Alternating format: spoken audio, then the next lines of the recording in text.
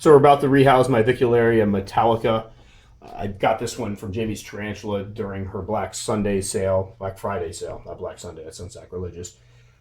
It was a replacement of my female that kind of, I video of this up and I'll link it, that mysteriously basically blew herself apart. I mean, she lost 2 legs. I couldn't explain what happened or why it happened, but I love the species, so I did get a young adult to replace her. I'm going to go ahead and try to get her, coax her out into this cup here, and then we will put her into the other enclosure, which I mistakenly did not open the lid on, so that'll be fun. So let's go ahead and see if we can't get her going. I want you going up, girl. With my son making weird noises in the background because he wants to be a YouTuber too.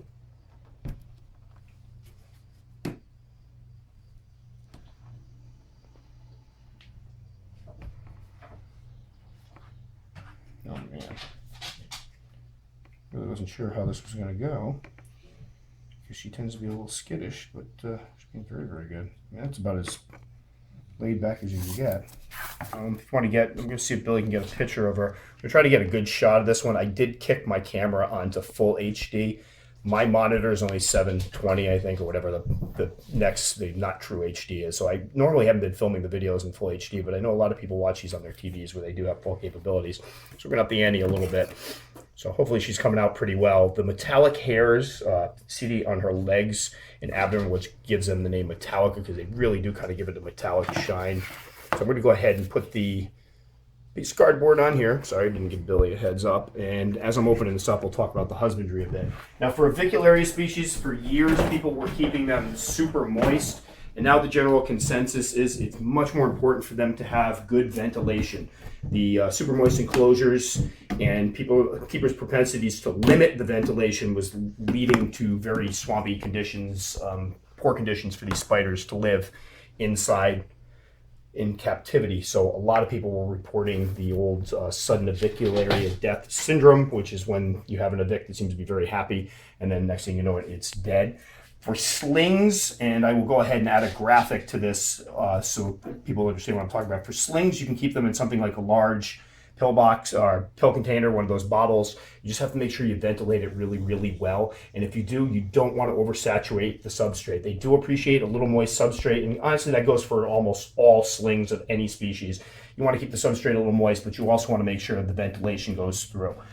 As they get older, that's less important, and the majority of keepers that have success with these guys now, once they hit juvenile size, 1.5 inches or so, they don't worry so much about keeping the substrate moist. A water dish will do the trick, and that's kind of the key. Good ventilation, open water dish, especially for the adults. You don't need to saturate them. I sadly just spoke to a keeper not too long ago who got one from a pet store, and they told me he needed to keep it like super wet. He was misting it and keeping it the substrate wet, and there was mold growing in it. And before he could reventilate it, the thing basically curled into a corner in the bottom of the enclosure within a few weeks and died. And I'm pretty positive it was down to the conditions, and it wasn't his fault. It's what they've been telling people to do. So we're going to go ahead. I'm going to try to get her on the ground so we can get a good shot of her. And of course, I left my other paintbrush in my room. And for people that are asking, we will be doing a video of the tarantula room very, very soon. As you can see, I'm doing a lot of rehousings here. And my goal is to get some of these guys into more pretty enclosures, because that was the goal all along. And we're going to go ahead and get her down the bottom. She all the way down? Close. I think so. Nope. There you go. These guys have what's called type 2 urticating hairs. Now, a lot of people say they don't have urticating hairs, they won't kick. That's correct, they don't kick, they spread their hairs through direct contact. So a lot of times what will happen is people will hold their Avicularia species and they'll do this thing when they drag their butts and they're like, oh, that's cute, it likes me. No, it's basically trying to hair you. So something to think about. I'm going to go ahead and, of course, she went right back down. And right back up.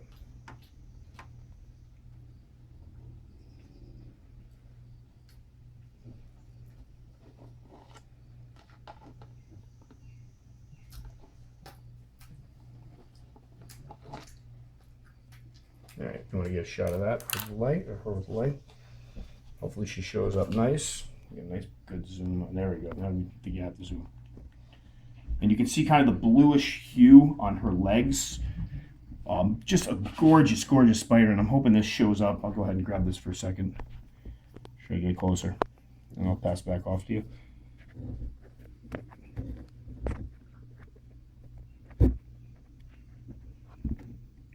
There we go. There she is. Now, I like these large open mouth enclosures, and I'm probably gonna shoot a little video that's gonna go before this where I talk about it.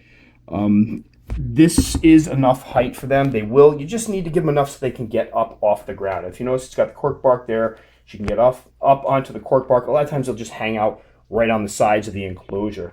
And what I like is, again, and I'll allude to this in another video, I love the openness. I want to be able to work around these guys. I want to make sure that I can get in here, do maintenance, pull out boluses, and not be in close quarters with a spider that could get spooked. Now, with the Avicularia species, not going to be such a big deal, but I do keep a lot of Poecilotheria, Psalmopoeus, all kinds of fast arboreals, and I need that space to work. And I like these critter keepers here offer the transparency. I know I get some knocks sometimes on the Sterilite I use for my arboreals, and I understand. So this is one of the reasons I'm switching over to these, because they're slightly bigger, same general dimensions. They stack, which is great, and they look pretty, especially with the pink tops for the girls. So, or boys, either or. I wear pink, nothing wrong with that. So there she is again. I'm gonna leave her alone in a moment. Looking good. Temperature-wise, these guys aren't as temperamental as you might read. Basically, the temps in my house are the low 70s, mid to low 70s in the wintertime. Back in the day, I kept the Avicularia that it would hit 68, but they are a little more sensitive to temperature changes than some other beginner species that people may keep. Again, humidity, don't worry about the humidity. Do not buy a humidity gauge for your Avicularia species. If you're doing that, I'm going to go out on a limb and say you're not keeping it correctly. Don't worry about the humidity. The substrate here is slightly damp only because that's what I have right now. It's a mixture of vermiculite and topsoil that I've been trying to let dry out, but I'm going to let that dry out completely, and then she will get a nice big water dish that will go in there right now.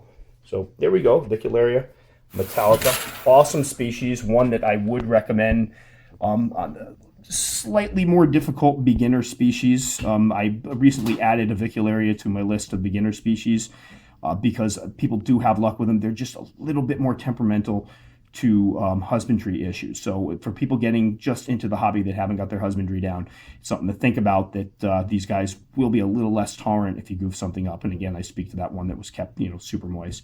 And thing to remember, keep them dry substrate, nice big water dish for them. If you mist, I do like misting the side, or not misting, I kind of spray the side of the enclosure, because I have noticed they'll drink right from the glass. Or you can kind of dribble water over, simulate a little rain shower over on the plant and the foliage, and they'll drink right from that. If they webbing's waterproof, you can also pour some water right on the web, another great way to make sure they stay hydrated. But again, I am a proponent of the water dishes, so make sure you have the water dish, make sure you have the good ventilation, and you'll have a very happy Avic.